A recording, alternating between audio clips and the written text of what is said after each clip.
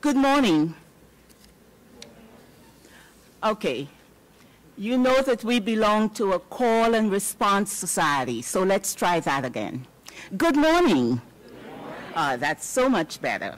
Welcome to today's celebration of African American history at Morgan State University. Here, we celebrate African American history every day of every year because we know that we can understand our today much better when we know our yesterdays. Today we celebrate African American history by paying tribute to the ones who went before, those with faces and names we will never know, and the famous ones who we know so well that we call them by a single name, Martin and Malcolm. And although we remember a time in our history when Martin and Malcolm assumed roles of leadership, we acknowledge that our history is mostly the strivings of ordinary men and women in Black communities. And this focus on our communities, this history of a people, enables us to remember the past, understand the present, and face the future. My name is Annette Palmer. I am the chairperson of the History Department, and I will be the person who is going to talk to you in between the events. You should have a program. We are going to follow the program as it is listed, and we will begin with the invocation. Today's invocation is an excerpt from Nelson Mandela's inaugural address of 1994.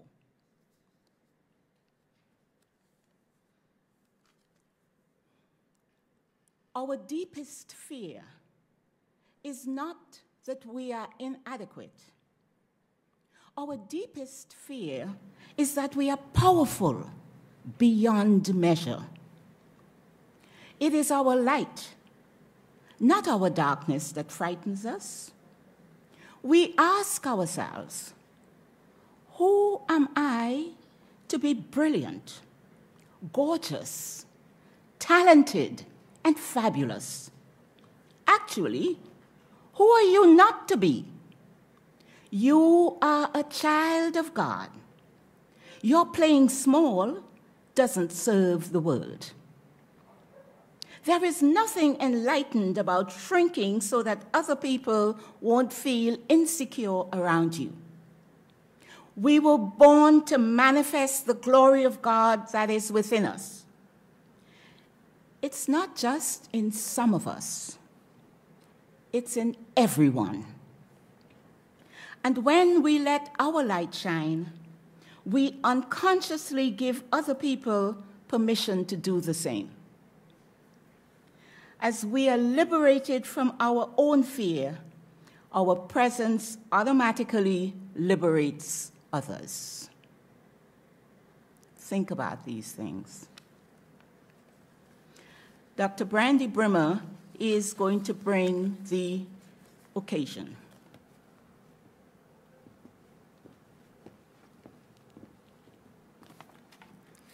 Good morning. The occasion. The occasion for which we gather today is Black history. Where did the idea of Black History Month come from? A great African-American historian, Carter G. Woodson, founded Negro History Week in 1926, and it blossomed into Negro History Month in 1976.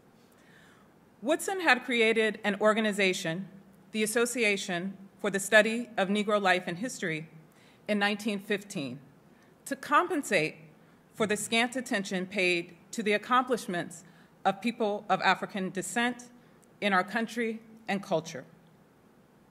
You will note that the organization came into existence only 30 years after the Berlin Conference, where European colonial powers carved up Africa. The organization still exists today, as the Association for the Study of African American Life and History, and it sets each year a theme for Black History Month. Why did Woodson pick February as a time to commemorate Africa's many gifts to humanity? He picked the second week in February, the objective being to select the week that included both February 12th, the birthday of Abraham Lincoln, and February 14th, the self-proclaimed birthday of Frederick Douglass, remembering that the birthdays of enslaved people were often not recorded. But Woodson never intended that February should be the only month for African people to reflect on their past. He suggested that February should be the culmination of a systematic study of Black people's contribution to American history and, indeed, the history of the world. In fact, he stimulated the research and publication of Black history. We've come a long way since Woodson created Negro History Week in 1926. We have moved from Negro to Black, from week to month. The time has come to update Woodson's idea for the 21st century. How do we do that? We can think of moving from the general notion of history to the specific theme of Black history, which is liberation. Not only for us as individuals, but for us as a people. This occasion reminds us that we can face the challenges of the future. When we know this history of liberation, we will know that we must become actors in the present, for change will not come if everyone sits around waiting for a Malcolm or a Martin. So think about it. It's our hope that the combination of history, which you get by studying, and through occasions like this, will inspire you and us to remember what Langston Hughes wrote of history. The past has been a mint of blood and sorrow. That must not be true of tomorrow. Thank you.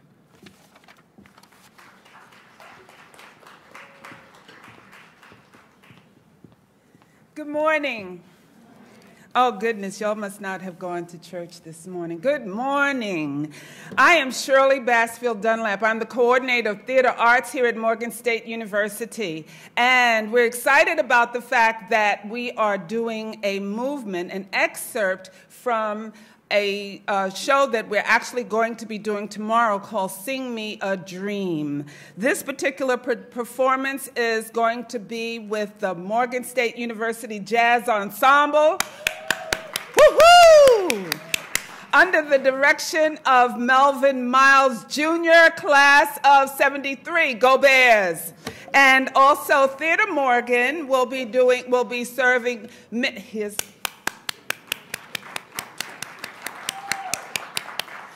Theater Morgan will be performing excerpts from Langston Hughes, the eulogy of Malcolm X by Ossie Davis. Now, I know many of you, at least the people that the students I talked to, didn't know who Ossie Davis was. But if you watch any Spike Lee movie, he's the old man in that movie. And so today, also we're doing some other wonderful works that have been composed by yet another Morgan graduate, Benny Russell, class of 81. Go Bears again. So it's a wonderful day for Morgan to celebrate the sesquicentennial 150 years of excellence here at Morgan State. We are going to perform for you the movement number 3, which is called Prayers for Malcolm. It is composed by Benny Russell, conducted by Melvin Miles, and it is performed by Hakeem Henderson, a vocal major in music here in the Fine and Performing Arts Department. He is the class of 2020. Thank you so much. Enjoy.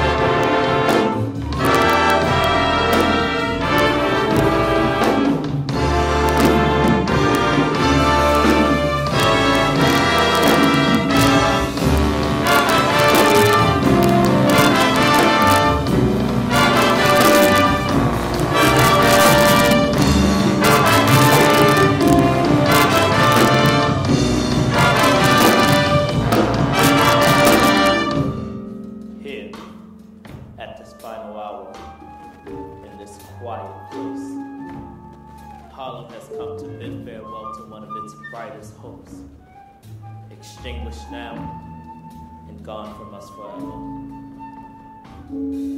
Harlem was his home of homes, where his heart was, where his people are.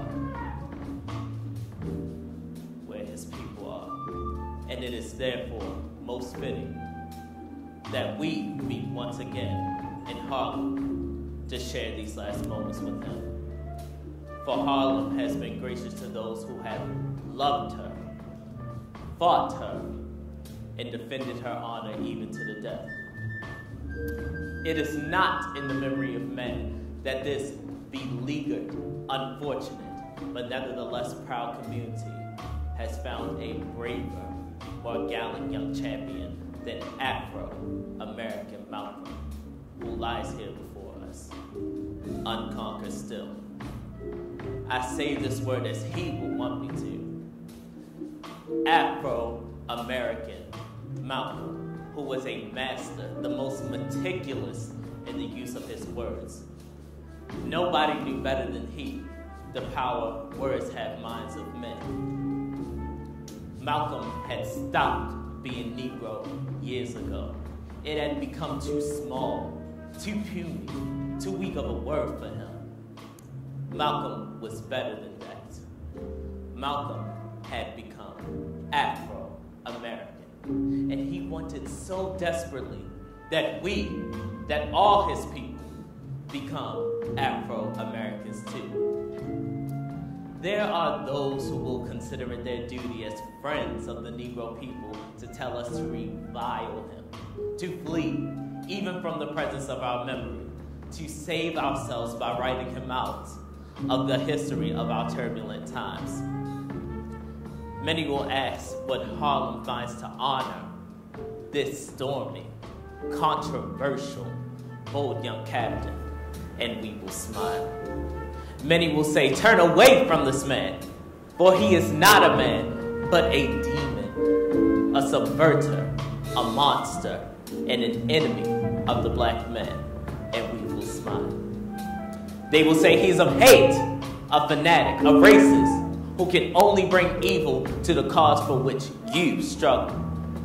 And then we will respond, did you know Brother Malcolm? Did you talk to him? Has he ever touched you, or has you ever smiled at him? Did he ever really do anything? Was he ever associated with violence or any public disturbance? For if you did, you would know him. And if you did know him, you would know why we must honor him. Malcolm was our living manhood, our living black manhood. This is a meeting to our people. And in honoring him, we honor the best in ourselves. Last year, from out Africa, Malcolm wrote a letter to a friend. My journey, he begins, has almost ended. I have a much broader scope than when I began, which I believe will add new life and dimension for our struggle for freedom and honor and dignity in the States. I am writing these things for the fact of the tremendous sympathy and support that I have, that we have among the African states during this human rights struggle.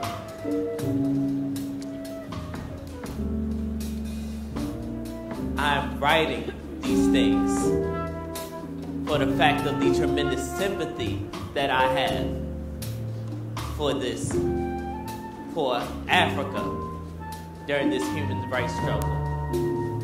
The main thing is that we keep a united front wherein our most valuable time and energy will not be wasted fighting each other. However, we may have differed with him or each other about him or his value of a man, let his going only serve us now to bring us closer together. Consigning these mortal remains into the earth, the common mother of all, securing the knowledge that what we place in the ground is no more a man, but a seed. After this, the winter of our discontent will come forth to meet us, and we will know him now for what he was and is, a prince, our own black, shining prince.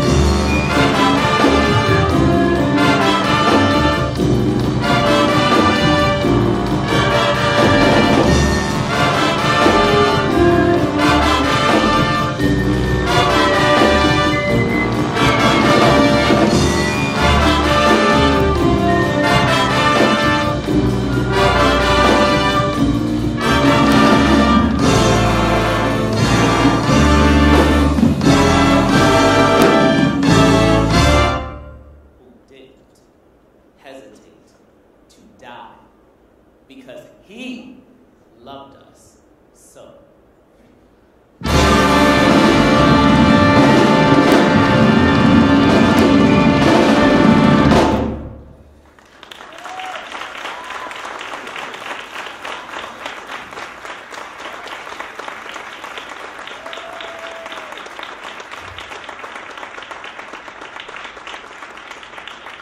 That's just a taste of what you will hear on Friday, 7:30. So make sure you get a Sing Me a Dream postcard so you know which night or which afternoon you choose to come. Again, the 150th celebration with the Fine and Performing Arts Department, the Morgan State University Jazz Ensemble, under the direction of Melvin Miles, the Theater Arts Program, and also I do want you to know that this beautiful piece of artwork that was done expressly for this event was done by our own alumnus, Eric Briscoe, in the Visual Arts Department. Thank you.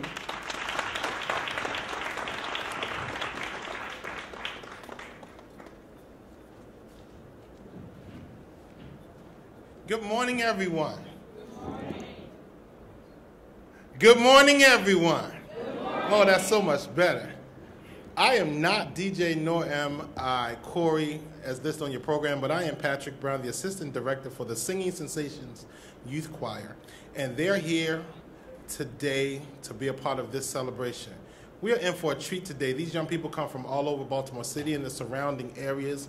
And we hope you like some good music and some good singing. Y'all ready for some good singing and some good music? Y'all sound a little tired today, but we're going to have a good time. Ladies and gentlemen, welcome to Singing Sensations Youth Choir under the direction of Dr. Hollywood Mincy. Give them a hand as they come.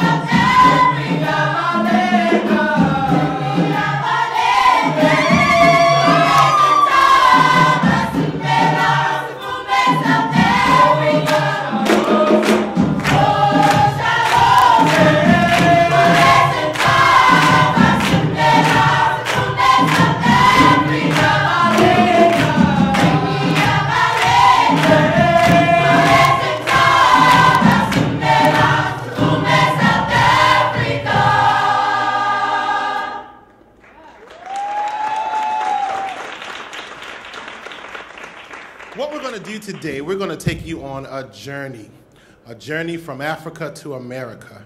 So the Singing Sensations will be singing a variety of genres. We started with an African piece, and now we're going to move into some spiritual.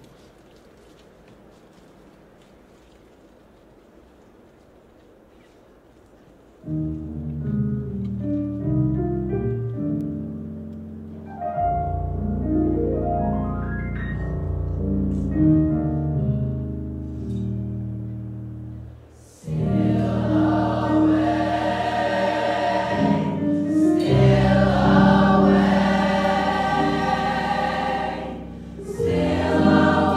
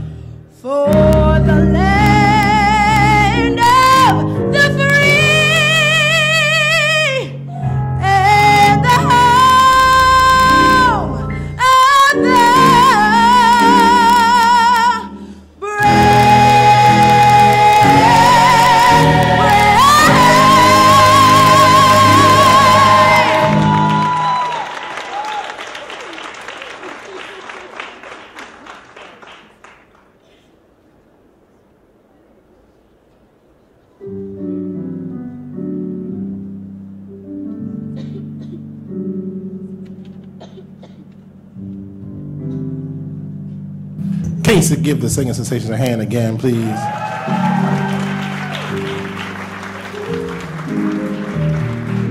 As I said, we did a few genres. We started with African music. We did spiritual, did some patriotic music. Now Jocelyn's coming. Jocelyn is coming to bring us into the jazz blues era. Jocelyn is a senior at Milford Mill High School. So she's a graduating senior this year, and she's going to come singing Summertime. Ladies and gentlemen, Jocelyn.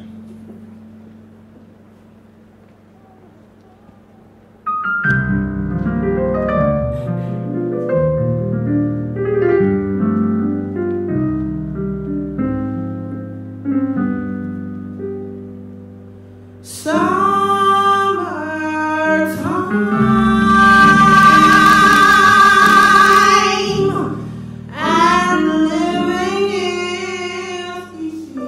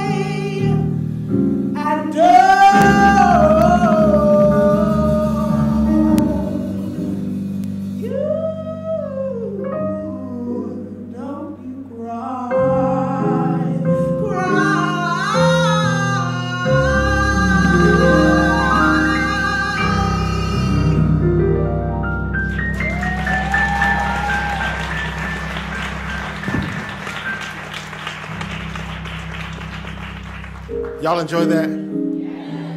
We got a little bit more for you. We're about to take you to another era.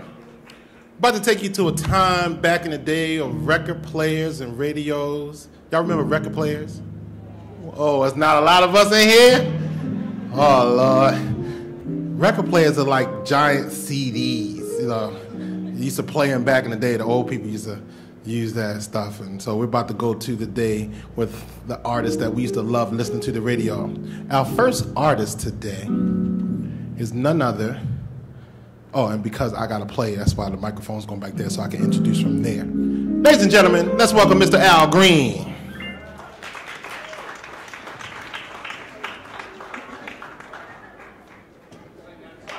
Now, y'all know, if it was really Al Green, y'all would give him a little bit more love than that. These are our young people from Baltimore. Let's welcome Al Green.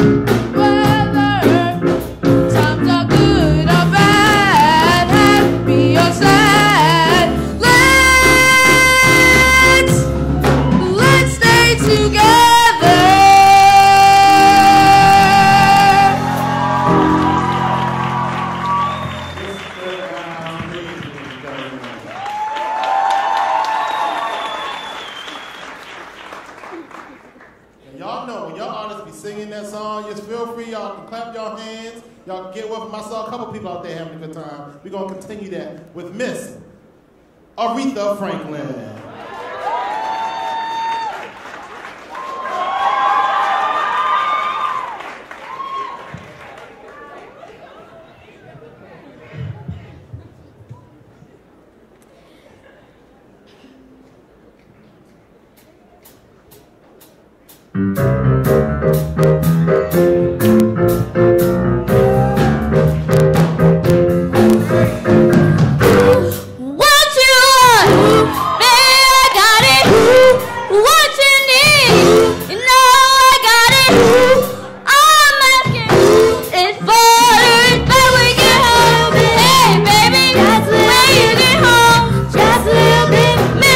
Just a little bit,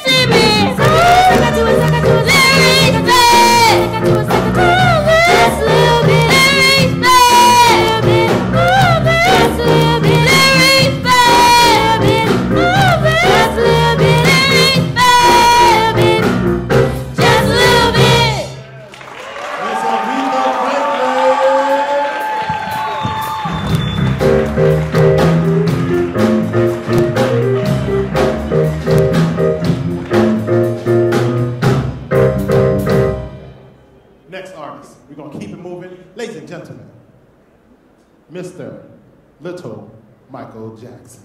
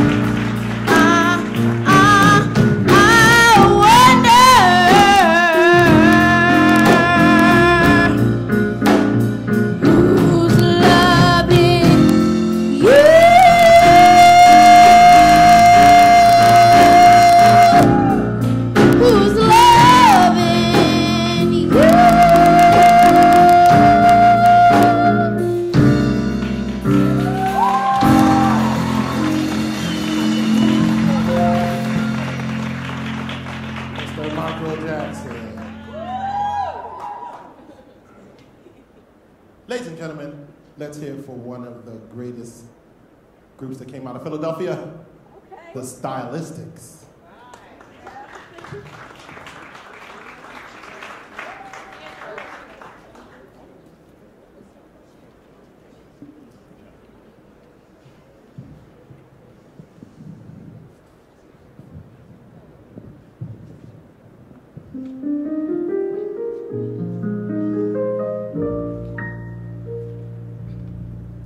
There's a spark of magic in your eyes.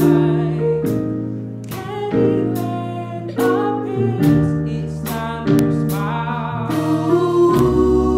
Never thought that fairy tales were true, but they come true when I'm near you. These skies full of wonder.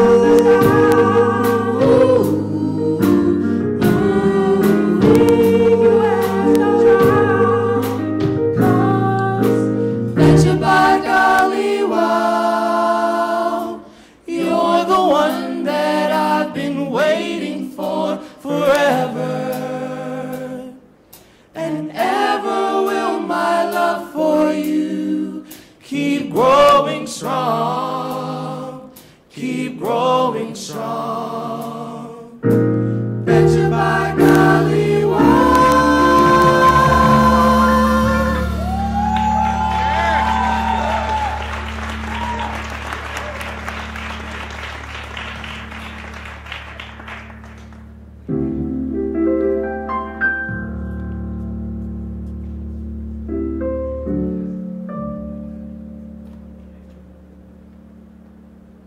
Ladies and gentlemen, our next presenter, Miss Natalie Cole.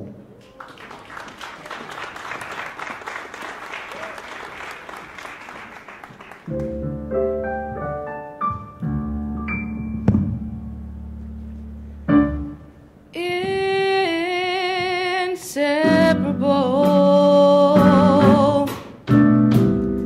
That's what you are to me, inseparable. Just you and me. It's so wonderful to know you'll always be around me.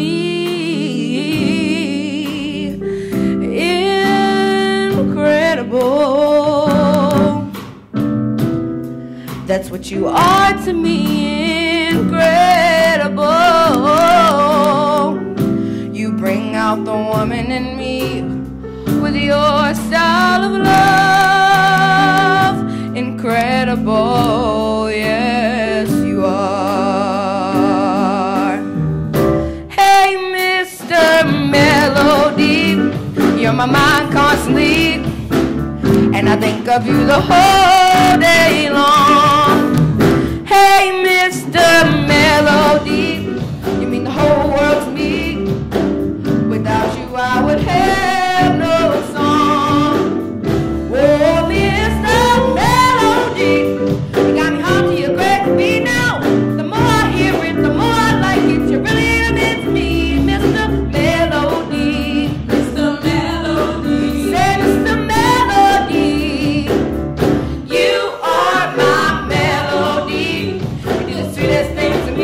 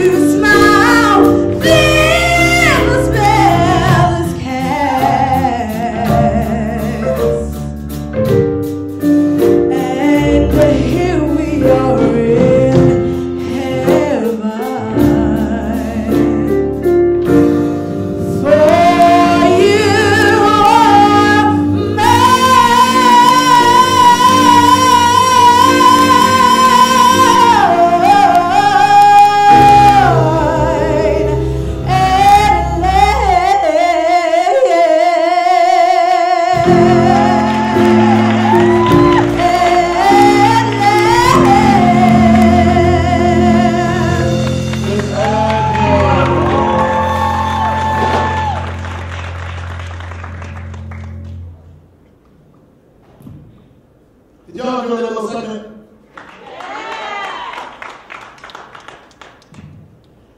So I was just told backstage that there's a special request for those who are in the Royal Choir to come up on stage to sing with us for this last song.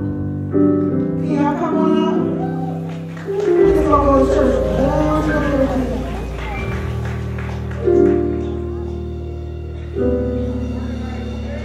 For the organizers, let's get it for the organizers.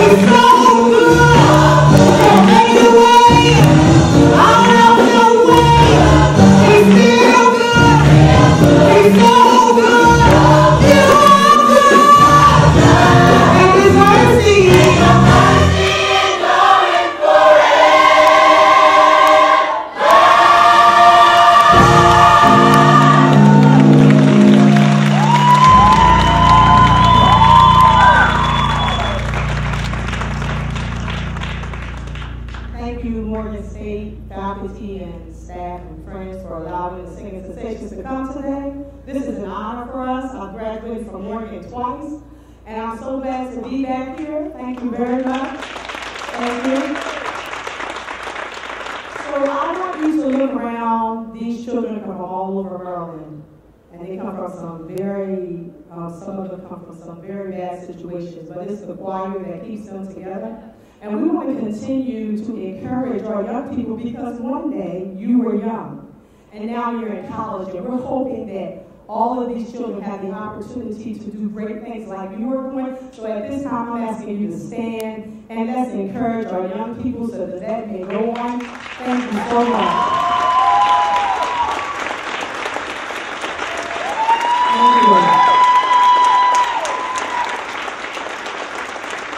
Also, I just want to say we have a big concert on the 26th of February in the big theater, and I have 100 tickets that I'm giving away free. It's going to be a big concert, so it's only 30 of us now, but it's 60 of us all together. And if you would like a concert ticket, I don't want you to have a college student, I'm broke. I have 100 tickets I'm giving away today. We just want you to show up on February the 26th. Anybody need a ticket? I'll meet you out there.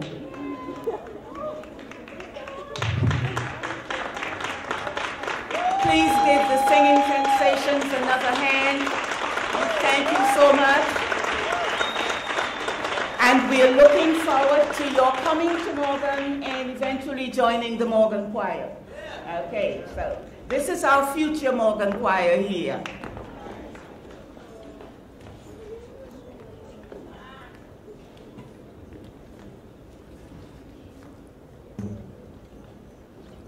We have come to the end of our Malcolm and Martin celebration. And what a feast, what a feast. We have had the choir, we have had Malcolm's address by Ozzie Davis, and we had the choir.